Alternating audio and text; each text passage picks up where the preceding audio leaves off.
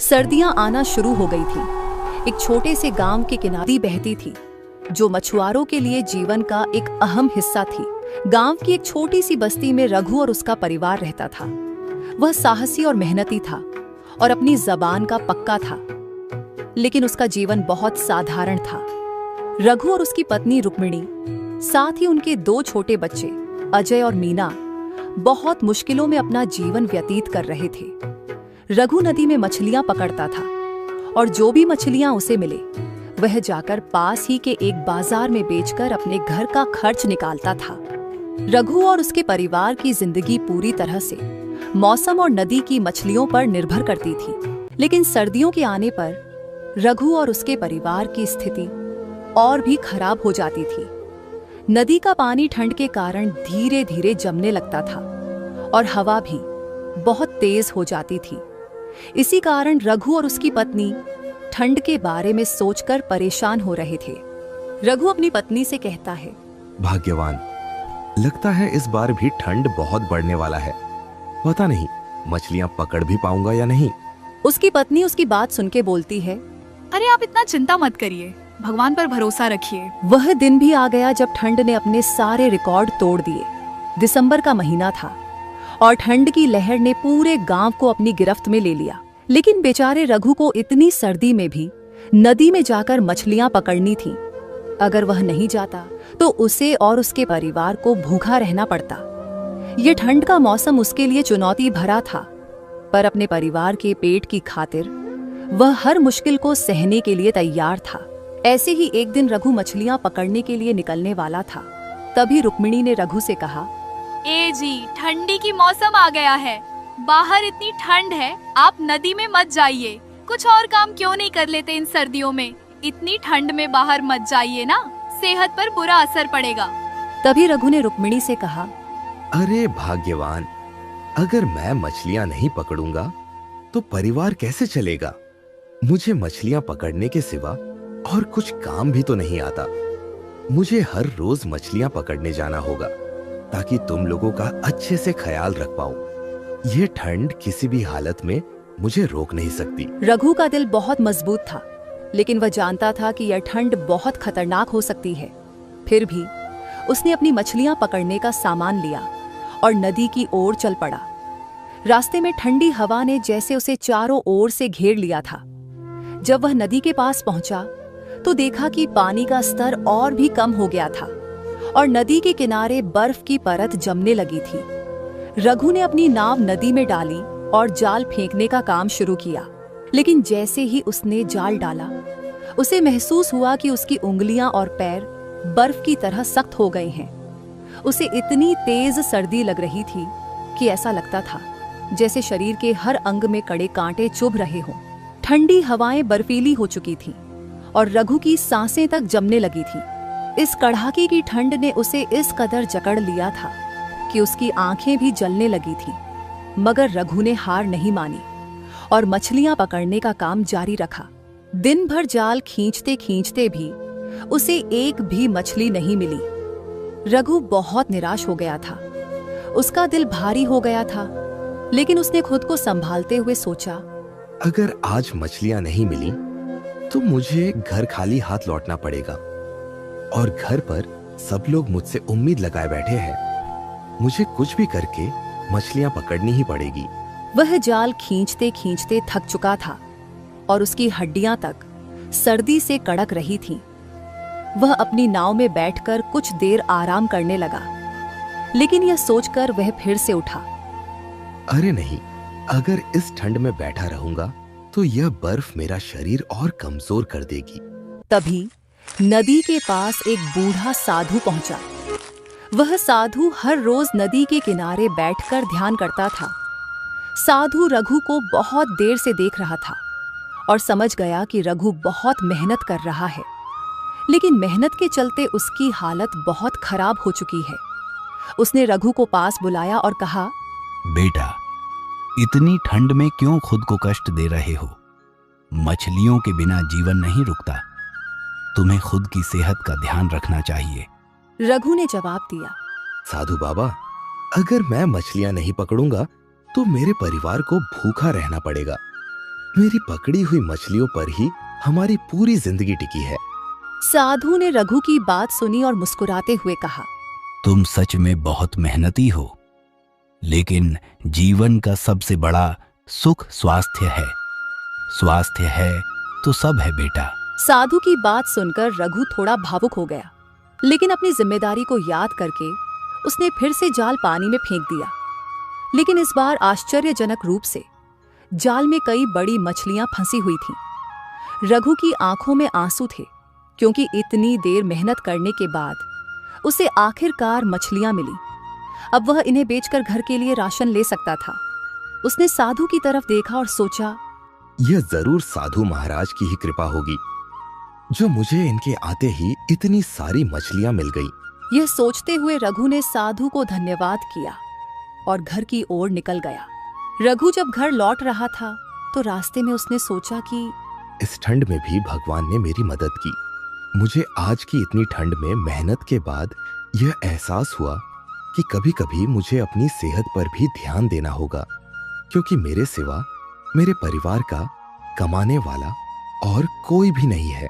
ठंड का कहर बहुत भीषण था। ठंड की वजह से बेचारे की हालत भी खराब हो रही थी। वह जैसे तैसे घर पहुंचा। घर पहुंचने पर रुक्मिणी और बच्चे रघु को देखकर बहुत खुश हुए। रघु ने उन्हें बताया कि उसे नदी किनारे एक साधु बाबा मिले थे और उन्हीं की कृपा से आज उसे इतनी बड़ी मछलियां मिली। इस पर रुक्मिणी ने कहा, यह ईश्वर की कृपा से हुआ है। ईश्वर हम जैसे गरीबों को कभी अकेला नहीं छोड़ते। ए जी, आप सही कहते थे कि मेहनत कभी बेकार नहीं जाती। उस दिन रघु और उसके परिवार ने गर्म गर्म खाने का आनंद लिया और ठंड को लेकर अपनी चिंताओं को भूल गए। रघु ने सोते हुए सोचा, हे भगवान, आज ही की तरह आप रोज मुझ गरीब पर कृपा करना, ताकि मैं अपने परिवार का पेट पाल सकूं। अगले दिन रघु फिर से मछली पकड़ने के लिए तैयार हुआ, लेकिन सर्दियों की कड़ी ठंड ने गांव में अपना कहर बरसाना शुरू कर दिया था। रघु ने पिछले दिनों सीखा था कि मेहनत और भगवान पे विश्वास रखने से कोई भी कठिनाई से बाहर निकला जा सकता है। रघु मछली पकड़ने के लिए जाने वाला था, लेकिन वह महसूस कर रहा था कि ठंड बहुत ज्यादा बढ़ने लगी है और इतनी ठंड में मेरे लिए नदी में मछलियां पकड़ने जाना खतरा भी हो सकता है। कुछ देर बाद रघु बिना ठंड की परवाह किए अपने परिवार के खातिर मछली पकड़ने के लिए तैयार हो गया। जब रघु घर से बाहर निकलने के लिए तैयार हुआ, तब रुक्मिणी ने एक बार फिर उसे रोका और कहा, ए जी, बाहर इतनी ठंड है, क्यों इतना जोखिम उठा रहे हो? वह जानती थी कि ठंड कितनी भयंकर हो सकती है, लेकिन रघु ने अपनी पत्नी को समझाते हुए कहा, रुक्मिणी, अगर मैं घर पर रहकर बैठा रहा तो हम कैसे जिएंगे? ये ठंड चाहे जैसी भी हो, मुझे तो अपनी जिम्मेदारियां निभानी ही पड़ेंगी ना। रुक्मिणी ने उसे समझाते हुए कहा, लेकिन आप देख ही रहे हो बाहर कितनी ठंड है। नदी का पानी बर्फ जैसा जम चुका होगा। ऐसे में बाहर जाना आत्महत्या करने जैसा हो सकता है। रघु ने अपनी पत्नी की चिंता को समझा, लेकिन उसने अपना निर्णय नहीं बदला और रघु आत्मविश्वास से बोला, अरे, तुम चिंता क्यों करती हो? मेहनत और ईमानदारी से किया गया काम कभी व्यर्थ नहीं जाता। भगवान हमारी मदद जरूर करेंगे। यह कहकर रघु अपनी जरूरत का सामान लेकर नदी की ओर बढ़ गया। रास्ते में उसे बर्फीली हवाओं का सामना करना पड़ा। इतनी तेज हवा में रघु की सांसें जैसे ही बाहर निकलती बर्फ की तरह जमने लग। वह सोच रहा था, क्या इस बार ठंड इतनी तेज होगी कि मेरी मेहनत भी बेकार हो जाएगी? हे भगवान, अब सब कुछ आपके भरोसे है। नदी के पार पहुंचते ही रघु ने देखा कि पानी का स्तर कम हो गया था। नदी का पानी हल्के हल्के बर्फ के टुकड़ों में बदल चुका था। फिर भी रघु ने अपनी नाव पानी में डाली और जाल फेंकने की तैयारी की। वह धीरे धीरे जाल को डालने जा ही रहा था कि उसे दूर खड़ी एक बूढ़ी औरत नदी के किनारे दिखाई दी। रघु उसके पास नाव लेकर गया और उस बूढ़ी औरत को गौर से देखा और पाया कि बूढ़ी औरत ठंड से कांप रही थी। उसकी आंखों में बहुत गहरी उदासी और थकान थी। रघु उसकी ओर बढ़ा और उसकी मदद करने के लिए पूछा, अरे चाची, क्या आप ठीक हैं? आप इतनी ठंड में यहाँ क्यों खड़ी हुई है? महिला ने बहुत ही धीमी आवाज में कहा। बेटा, मैं बहुत थक गई हूँ। मेरा घर नदी के दूसरे किनारे के पास है और इस ठंड में मैं वहाँ नहीं जा सकती। रघु ने महिला की हालत देखकर बिना कोई समय गवाए उसे अपनी नाव में बैठने के लिए कहा। महिला की हालत देखकर रघु को एहसास हुआ कि उसे तुरंत बूढ़ी औरत की मदद करनी चाहिए। रघु ने सोचा, अगर इस बूढ़ी औरत की सही समय पर मदद नहीं की तो शायद ये बूढ़ी औरत मर भी सकती है। रघु ने महिला को नाव में बैठाया और कहा, चाची, आप चिंता मत कीजिए, मैं आपको नदी पार करा दूंगा, आप आराम से बैठ जाइए। रघु बूढ़ी औरत को यह बोल के नदी पार कराने ले गया और साथ ही वह दुखी मन से सोचने लगा, हे भगवान, इस बूढ़ी औरत को भी मदद की जरूरत है और इधर कुछ समय के बाद शाम भी हो जाएगी और मैंने अभी तक एक भी मछली नहीं पकड़ी। पता नहीं आज का गुजारा कैसे होगा। यही सब सोच सोच के रघु धीरे धीरे अपनी नाव को नदी के पार ले जाने की कोशिश करने लगा। कुछ देर बाद जब वह नदी के दूसरे किनारे पर पहुंचा, बूढ़ी औरत ने उसे धन्यवाद दिया। बेटा, तुमने मेरी जान बचाई है। इस ठंड में किसी ने मेरी मदद नहीं की थी। थोड़ी ही दूर मेरा घर है, मैं अब खुद चली जाऊंगी। तुम्हारी मदद से मुझे एहसास हुआ कि अच्छाई अब भी इस दुनिया में जिंदा है। रघु ने मुस्कुराते हुए कहा, अरे, आपको शुक्रिया कहने की कोई जरूरत नहीं है चाची, ये तो मेरा फर्ज है। हमें सबकी मदद करनी चाहिए, यही तो इंसानियत है। उस बूढ़ी औरत के जाने के बाद रघु ने नाव से ही मछलियों का जाल पानी में डालने की सोची, लेकिन अब दिन ढलने को आ गया था और ठंड भी बढ़ रही थी। रघु बेचारा उदास हो गया और मन ही मन सोचने लगा, हे भगवान, अब मैं क्या ही करूं? घर का राशन भी खत्म होने को है और लगता है आज कुछ भी कमाई नहीं होगी। मैंने तो एक भी मछली नहीं पकड़ी। बेचारा रघु उदास मन से खाली हाथ घर की ओर निकला। जब रघु घर पहुंचा तो रुक्मिणी और बच्चे उसे देखकर खुश हो गए। रघु का उदास चेहरा देखकर रुक्मिणी समझ गई कि आज रघु खाली हाथ लौटा। रुक्मिणी तुरंत रघु से बोली, ए जी, क्यों इतना उदास चेहरा बना रहे हो? अभी घर का राशन खत्म नहीं हुआ है, हम जैसे तैसे आज की रात निकाल लेंगे। ये बात सुनकर रघु को थोड़ी राहत मिली। रघु ने रुक्मिणी को सारी बात बताई कि उसने आज पूरा दिन क्या किया और आज उसे आज खाली हाथ क्यों लौटना पड़ा। रुक्मिणी ने कहा, आपने बहुत अच्छा किया, आपकी मदद से उस बेचारी बूढ़ी औरत की जिंदगी बच गई। अगले दिन रघु फिर से मछली पकड़ने के लिए नदी में जाने के लिए तैयार होता है। आज थोड़ी पिछले दिनों के मुकाबले ठंड कम थी और यह देखकर रघु के मन में थोड़ी उम्मीद आ रही थी और रुक्मिणी भी यह देखकर जैसे तैसे घर में बचा हुआ कुछ खाने का सामान उसे देकर भेज देती है। रघु ये सब लेकर मछली पकड़ने निकल जाता है और मन ही मन सोचता है, पता नहीं भगवान आज क्या परीक्षा लेगा। जो भी हो, बस घर चलाने लायक कुछ जुगाड़ कर देना भगवान। यह सोचते सोचते रघु नदी किनारे आ जाता है और अपनी नाव लेकर मछली पकड़ने नदी के बीच में चला जाता है। कुछ समय की कड़ी मेहनत के बाद रघु ने ढेर सारी मछलियां पकड़ ली। थोड़ी देर बाद रघु खुशी खुशी मछलियां लेकर घर की ओर निकलता है। तभी उसके सामने वही साधु बाबा आ जाता है और रघु से बोलता है, बेटा, क्या तुम मुझे अपनी मछलियां दे सकते हो? मेरे आश्रम के बच्चे भूखे हैं और मैं उन लोगों के लिए आज कुछ भी खाने का बंदोबस्त नहीं कर पाया। साधु महाराज की बात सुनकर रघु बड़ी परेशानी में पड़ गया था। अब बेचारा करता तो क्या करता? रघु सोचने लगता है, यह तो वही साधु महाराज है जिन्होंने मेरी एक दिन मदद की थी। अब मैं उनकी बात को मानने के सिवा और कुछ भी नहीं कर सकता, नहीं तो मुझे पाप लगेगा। लेकिन मुझे अपने घर की भी तो चिंता करनी होगी। रघु ये सब सोच ही रहा था, तभी साधु बोला, बेटा, तुम मुझे थोड़े से मछलियां दे दो। पूरी की पूरी देने की जरूरत नहीं है, तुम्हें भी तो अपना घर चलाना है। यह सुनकर रघु को थोड़ी सी राहत मिली और वह अपनी मछलियां साधु महाराज को देकर अपने लिए कुछ मछलियां ले गया। असल में साधु रघु को परख रहा था। साधु रघु को हमेशा नदी में कड़ी मेहनत करते हुए देखता था और इसीलिए साधु रघु की कुछ मदद करना चाहता था। लेकिन बिना यह जाने कि रघु अच्छा इंसान है या बुरा, साधु रघु की मदद नहीं कर रहा था। साधु देखना चाहता था कि रघु के मन में दूसरे के लिए कितनी उदार भाव रखता है। रघु के घर लौटते ही रुक्मिणी बोली, ए जी, अच्छा हुआ आज खाली हाथ नहीं लौटे, कुछ तो मिला आखिरकार। पर आप ये आज मछलियाँ बेचने बाजार क्यों नहीं गए? तभी रघु ने रुक्मिणी से कहा, अरे भाग्यवान, इतने से मछलियां कहाँ बेचने ले जाऊं?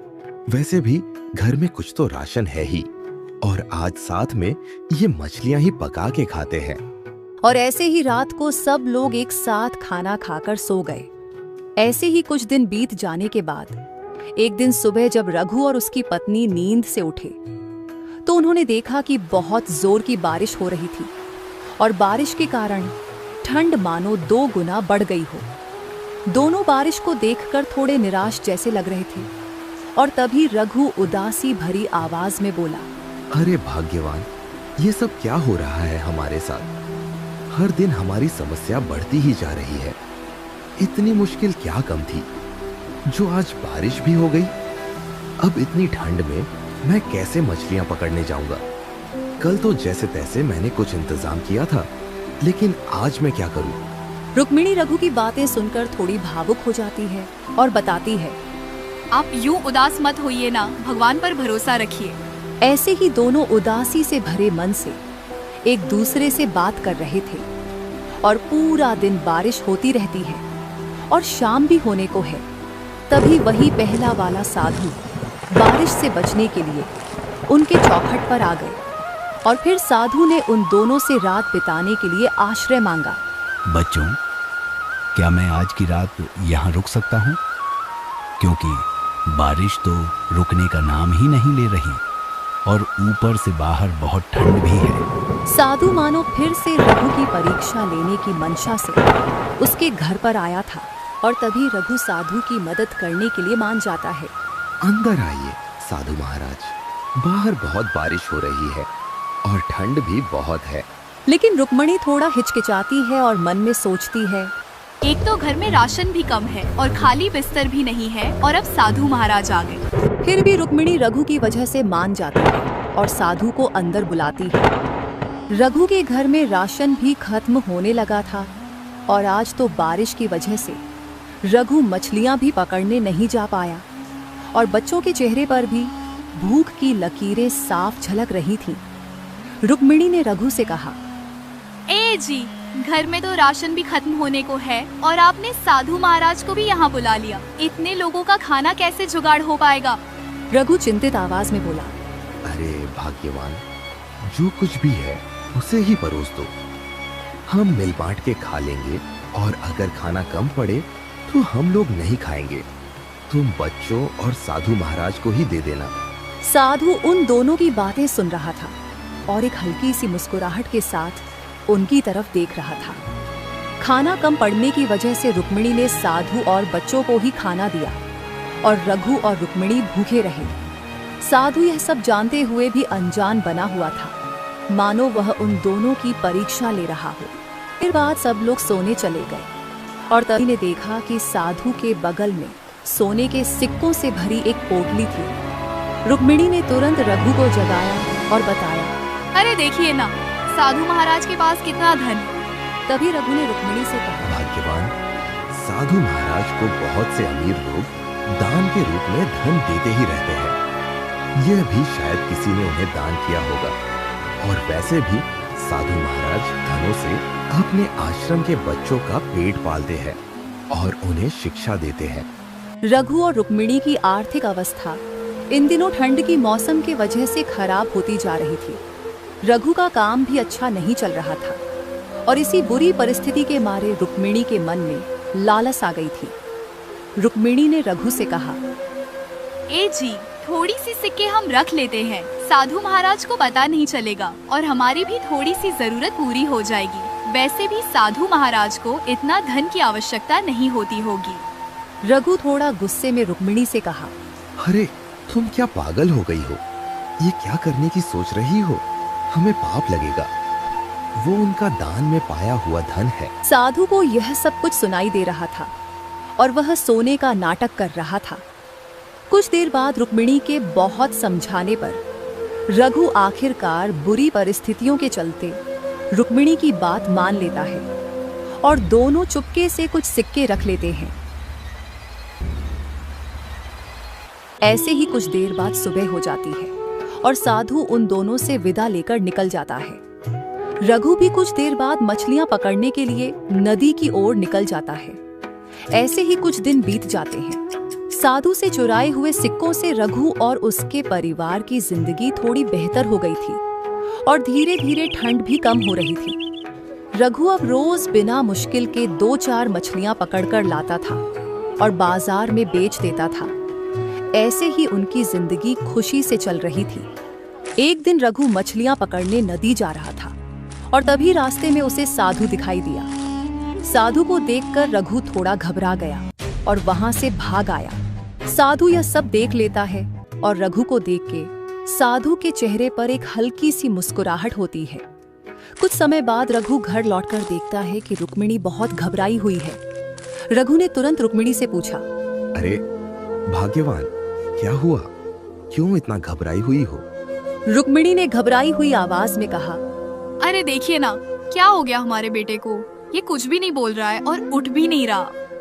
रघु का बेटा अजय बहुत बीमार था और वह बिस्तर पर लेटा हुआ था, कुछ भी नहीं बोल रहा था।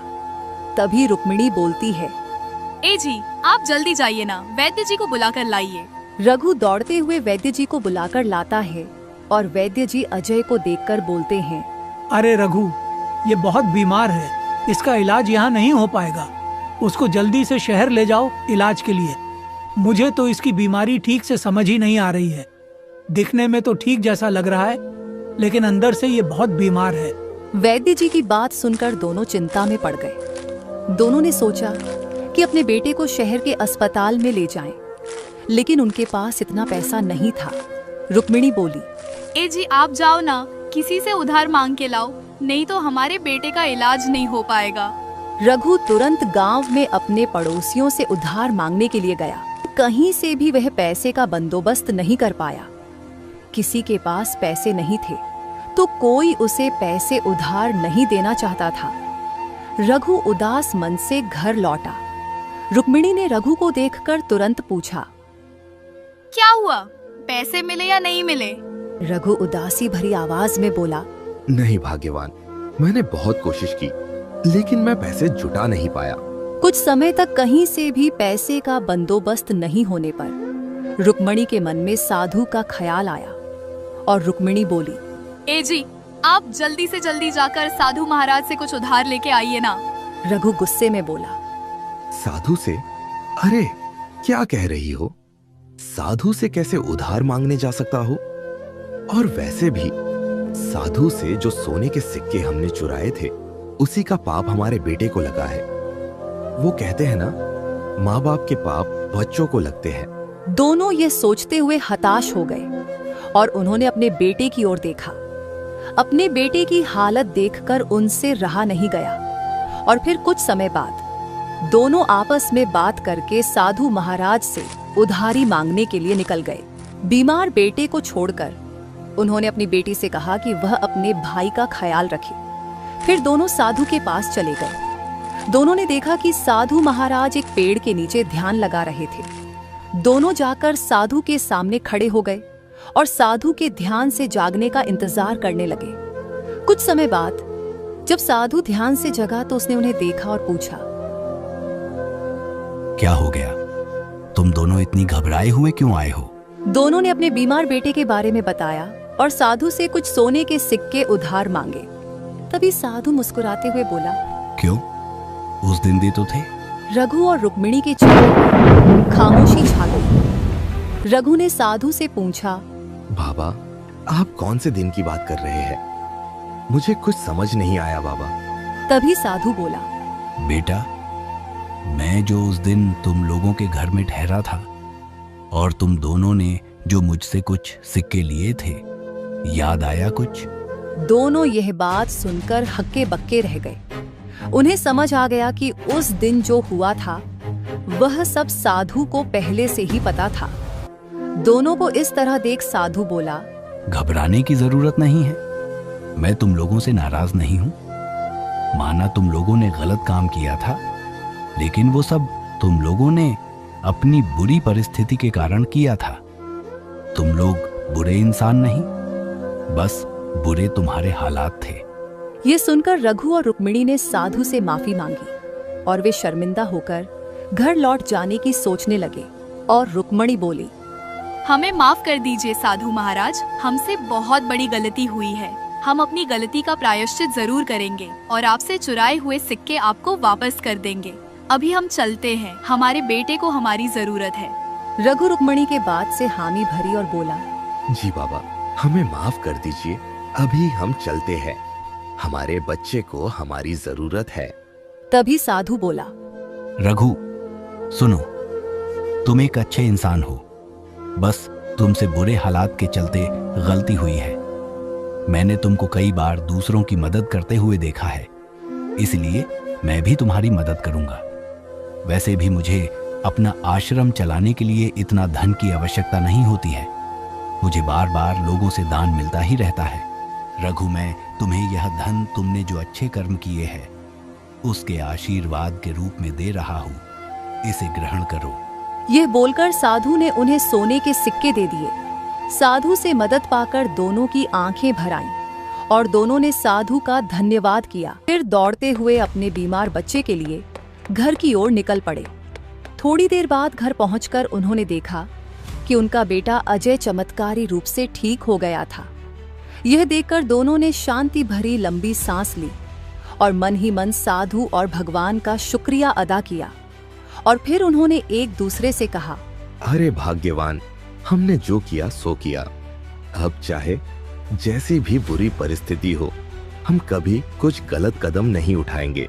हाँ जी, हम कभी वैसा पाप दोबारा नहीं करेंगे, नहीं तो हमारे पापों की सजा हमारे बच्चों को मिलती है।